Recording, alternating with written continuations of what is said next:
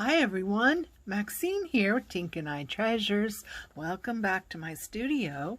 Today I have what I hope to be a short video on making some cute little journaling cards that we could put in our journals. Aren't those cute? And they're different and they're easy. Trust me, they're easy. They're easy. So what I have here is our trusty vintage photo, and I have a piece of watercolor paper, and I have marked the border. So on this one you could see that I left a white border around it. This is how I got there. And you know, your girl has a lot of washi tape that I will never ever use in a journal, and I bet you do too.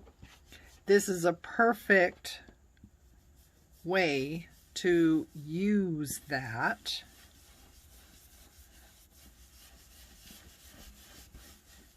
So you can use any, you know, of course you can. You can use any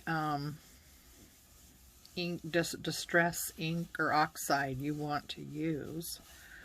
Whatever you have, what fits the theme of your journal maybe, or what fits, you know, what you typically do.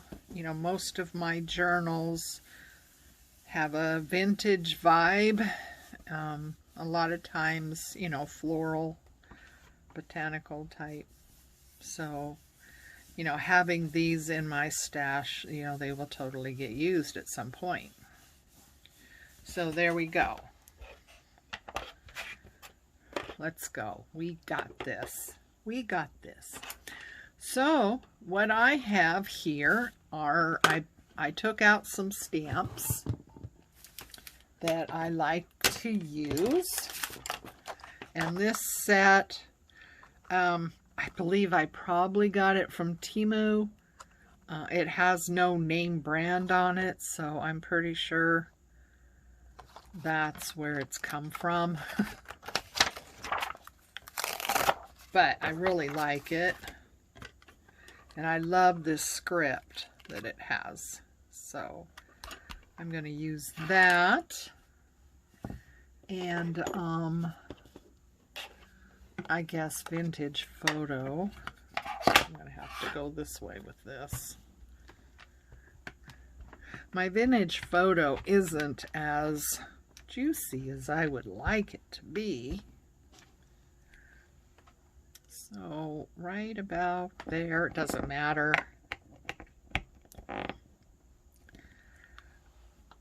Oh yeah, that's kind of light. I'm sure you can't see that at all. I can see it. It's very light. And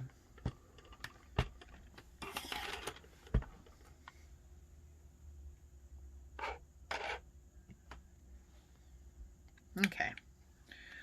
And so I also have some stuff from Tim Holtz, Stampers Anonymous, and I've got these pieces out of it, so we will give this a go. I should probably use, well, I don't think, sometimes I think distress oxide works better. So put that right there and hope for the best. Oh boy, that is really light. I think it's my vintage photo doesn't last long in this house. So this one I think I used black last time. I kind of like how that looks for some reason, so we're just going to go for it. I'll put that right there. And then this one, I don't want this whole thing. I'm hoping to just do this bit here. So we'll see how that's gonna work. Ah.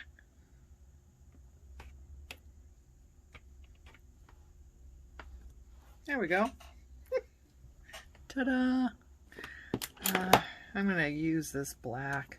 I'm going to go for it. I'm going to go for it.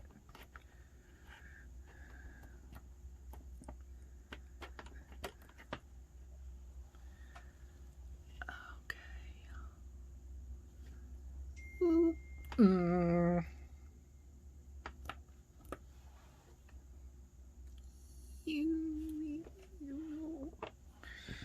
I don't know.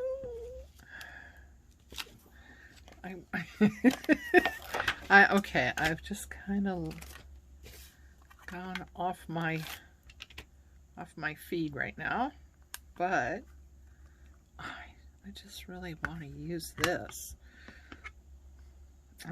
Probably not black though, huh? Where's the lid? Oh, there's the lid. I love this archival ink. I have it in potting soil and jet black. I just love having that. You got to be careful that you don't get it on your desk or, you know, something like that, because it doesn't come off. Okay, well, you probably can't see that. I can barely see it my own self. So anyway, enough with that. Okay, now, what do we want to do here? We want to mess about. So, let's see. I am just trying to get a... Here's a piece of watercolor that I had already did a light wash on. Alright, so this is my colors. I can't tell you what they are. It's an autumn colors from Grabby, I think. I think it was their autumn color, which I'm kind of liking. So I'm gonna do this reddish color. They just, you know, they have kind of a vintage vibe to them that I really like. So for these flowers, you want to just go like that. You use the side of your brush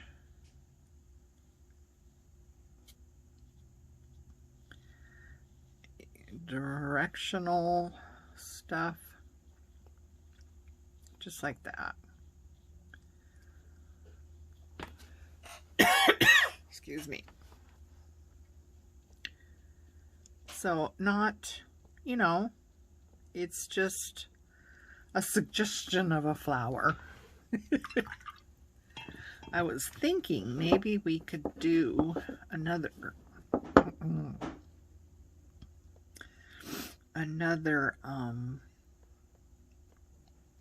process. No, that's not the word I want. Your girl can't think of the word right now. But okay, so you get your paint loaded on your brush, and you make a dot and a dot and a dot and a dot and a dot and a dot. Don't forget, you should always have your paper in such a way that you can move it about. Okay, then we rinse our brush. We have a wet brush, and you just take the color out like this.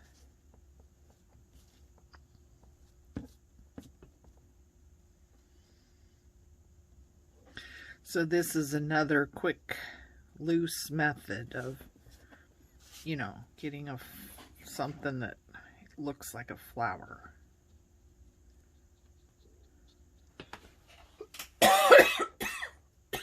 Goodness sakes, I guess I swallowed a bug.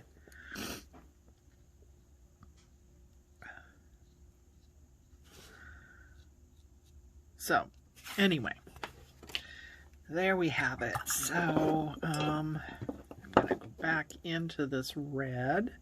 I'm almost out of it. I need to find where that palette is. I am really liking these colors. I mean, they're supposed to be like autumn colors or autumn vibe to them, but I find that they're very vintage looking. So I'm going to go for this yellowy, yellow ochre type color. And just kind of eyeball where I want the flowers and just do kind of a dome shape with a flat bottom. And here's another one. Just like that. And one down here. Oh my goodness. Oh, hang on, guys.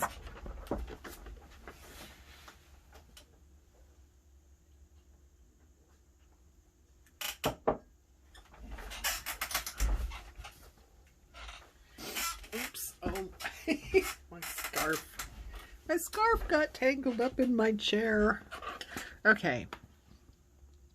Hopefully that helps. I took a drink of my cold coffee from work.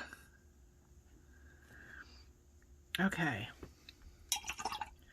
Now I'm going to go in to this darker color while it's still wet, hopefully, and just drop some paint in along the bottom of those little mounds. And just kind of let it do its thing. Now you don't have to have watercolors. You can use acrylic, just water down acrylic. Or the other thing that I use a lot is the distressed inks. Those are fabulous. I'm sure you know, but you take the ink and you want to go like this. You want to have it like a glass surface or like freezer paper or parchment paper, something like that down. And go like this and then add some water to it. And, you know, that would work out really well too. Okay, so we want to go back to the petal color. And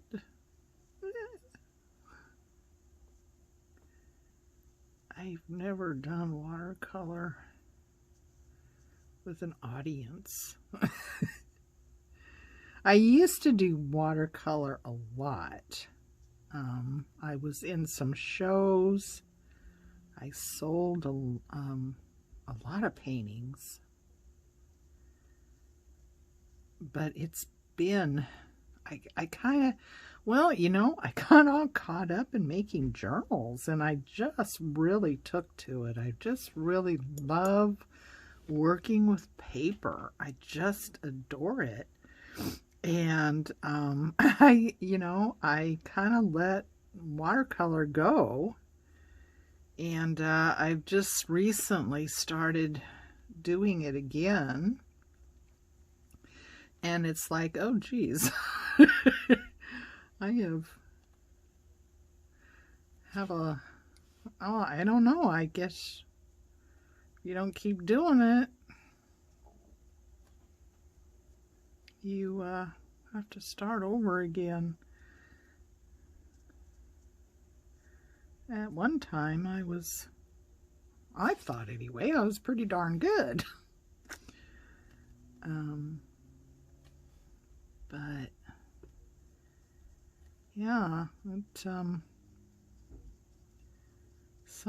it's muscle memory, and I don't know, just I'm using the same, you know, I have better paints. I have all the professional grade paints of, you know, from what I was using back then. Watercolor doesn't go bad, and it lasts for a really long time. That does not have any definition in it at all, does it? I think maybe I had too much water. I don't even know. Let's get you down here a little closer, perhaps. Sorry for the shadows. I don't have really good light in here, so I can't have you too close or I won't be able to see what I'm doing. But so I hope everyone's having a good week, finding time for crafting. I know it's, you know, it's my happy place. I don't know what I would do if I didn't have this.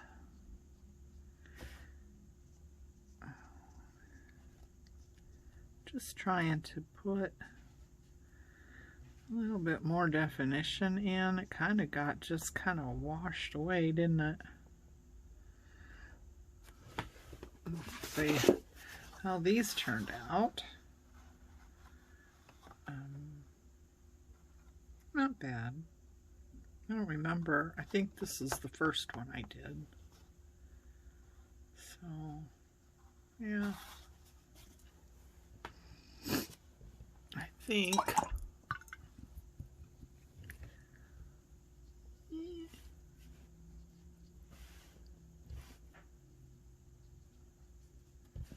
put in some darker in there.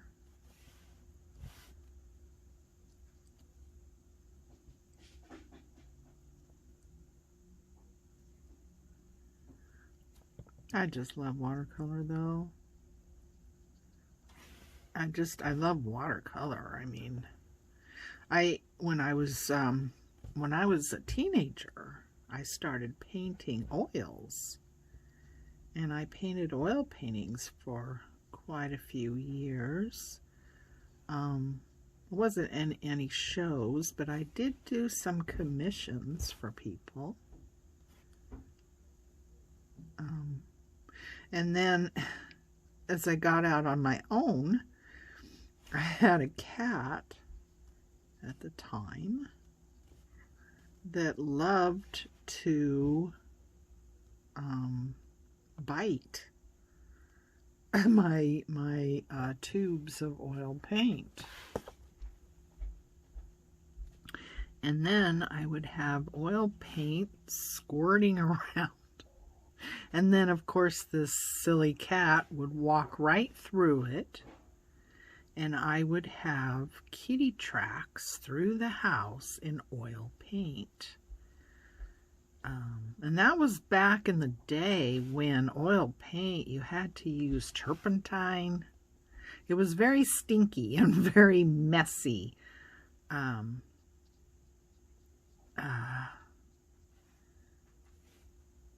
Activity, and it took, you know, some paintings took weeks to dry, you know, especially, you know, different colors like red. Especially red takes a long time to dry, and you can't just put it away somewhere, right? It's gotta be out and drying. And so and then after having those messes with that silly cat, I decided to give it up and didn't paint at all for years and years and years. And then a co-worker got me interested in watercolors, and I absolutely loved the paintings that she had. And the technique, or not the technique, but the flow that, you know, you can't get that flow with oils. And I just fell in love with it. I mean, you put some water on your paper and you put some paint on your brush and you just touch the water with your brush and the paint just explodes. If you have the kind of paint that does that. I have since found out that not all watercolor paints do that. I thought they did, because the paint that I started with, M. Graham, does that. It moves beautifully and it's just alive. And I thought all paints do that, but they don't. So, you know, it depends on the paint you have, the paper you're using. I suppose it would depend too on, you know, maybe your level of humidity. So many different, you know, many different elements can affect something. But, yeah, so it's not bad. It's not wonderful, but it's not bad. And, you know, it's for a journal, and, you know, it's not meant to be a masterpiece or anything, but just something of interest that maybe someone wouldn't expect to find. Okay, I'm going to get into this green. I just love these colors. Don't you think they are so vintage? Don't you think so? They just have this vintage vibe to them. I really like them, and I'm using the wrong brush. Oh, I guess I didn't tell you, did I? Let's see, what was I using here? This was the number 6 that I was using, and this is a 0. Now, evidently, sizes can differ with the different brands of brushes. One brand's 6 is another brand's 4, or another brand's 8. That's so annoying. It's just like with clothes, you know. A size 8 should be a size 8, should be a size 8, no matter who you're buying it from, right? No matter who,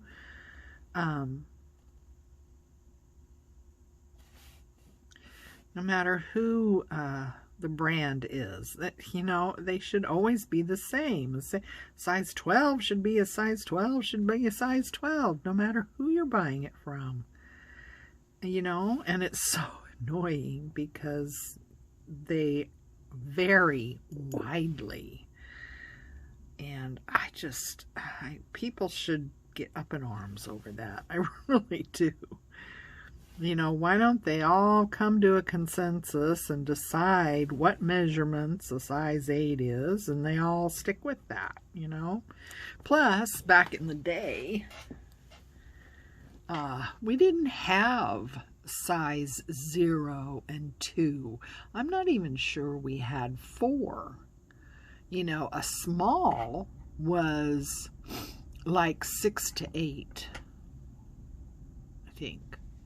And a medium was like 10 to 12 or 14. And a large was 16 to 18. I believe that's how it went. You know, well, it's totally different now. Now they think, you know, what used to be a large is now a plus size. And they've got sizes now that didn't even exist. You know, we didn't have 2s and 4s and 0s, you know. It's nuts. So, you know, they bring in I don't know why. I mean, what's the point of it? If you wear a small, you wear a small. What difference does it make whether that small says it's a 6 or a 0? I mean, really, what difference does it make? You go around showing everyone your label? Oh, look, I'm wearing a 0. I mean, you know, I don't know. Don't get me started. You know, You know, I'm not opinionated at all, am I? No. No, ask me anything, I'll give you my opinion on it. But there's just some things that's just annoying, you know, and ridiculous, and it just doesn't make any sense why sizes are different depending on who you're buying them from. And like, I used to buy a lot of my blouses from Serengeti. I absolutely love their blouses. I love that they have this bit of spandex in them, so they're very comfortable, and they have great colors and patterns and, you know, things like that that are unusual, I guess, or, you know, you don't see it every day type of thing. And I just love their stuff. And I used to order from Serengeti all the time, and then they changed. I don't know, maybe they changed the manufacturer. I'm not sure what changed, but the arms, the upper arms, the measurement isn't the same as it used to be, and now when I get the same size I've always got, the arm is snug and it's very uncomfortable, and I stopped buying from them. Catherine's, I like Catherine's stuff because I do wear, you know, the larger size these days. I like Catherine's, but yeah, I really miss the Serengeti because, you know, their blouses were just different. And I like the bit of spandex. It just makes them really comfortable, you know.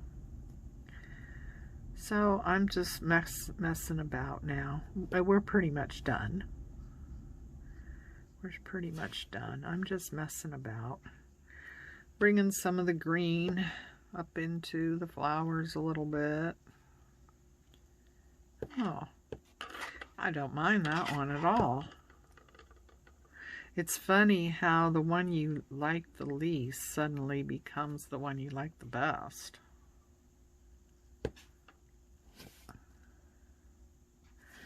I prefer a looser style anyway, more of an impressionistic than realistic. I feel, you know, if you want realistic, you can take a picture. And, you know, some people, I mean, their paintings are beautiful, they are, but I prefer the looser, more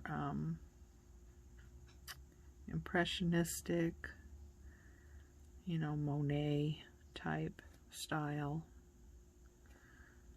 Not that I paint like Monet, but you know. Okay, so I'm going to go in. It looks like this one has lost the yellow and they've kind of turned green. I wonder, maybe I used yellow in the ones I did before. So let me get out this other palette and get some of this brighter yellow. Kind of tap that in a little bit.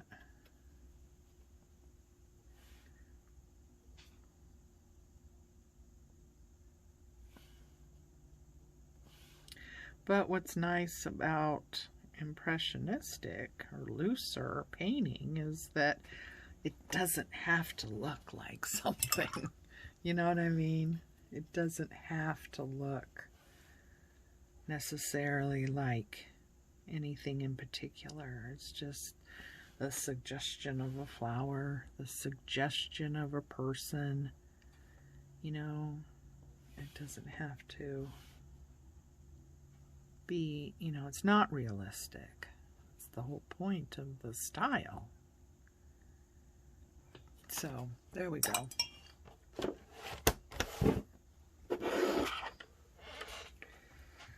Okay.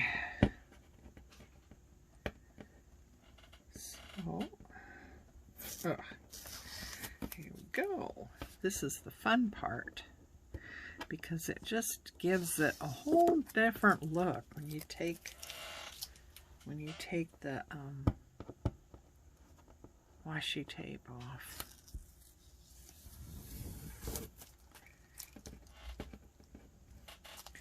Just gives it a whole nother look, you know. Where I got this washi tape and why I have it is beyond me, but I have quite a bit of it, so I found a new use for it. So anyway, there we go. So yeah, just quick and easy, fun, you know, no pressure, no stress, just have some fun and just doodle. I call these watercolor doodles. And yeah. So thanks for joining me. Hi to all our new subscribers.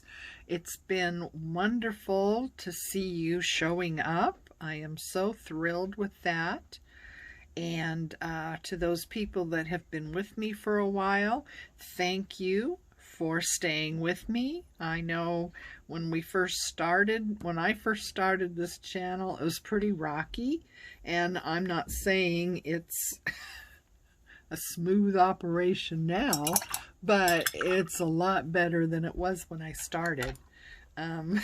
So if you don't believe me, go back to some of my first videos and check them out for yourself. I mean, you can still see what I'm doing, but the picture is kind of not, it doesn't rotate like it should. Anyway, thank you for joining me. Please like and subscribe if you haven't. Ring the little bell so you're notified. My videos come up typically on Tuesdays and Saturdays, so you don't get overwhelmed with, you know, a daily one or something like that. You just don't have time to watch, and I understand that. So yeah, Tuesdays and Saturdays for the most part. So yeah, like, subscribe, leave a comment, and until next time, take care of you, love each other, and I will see you again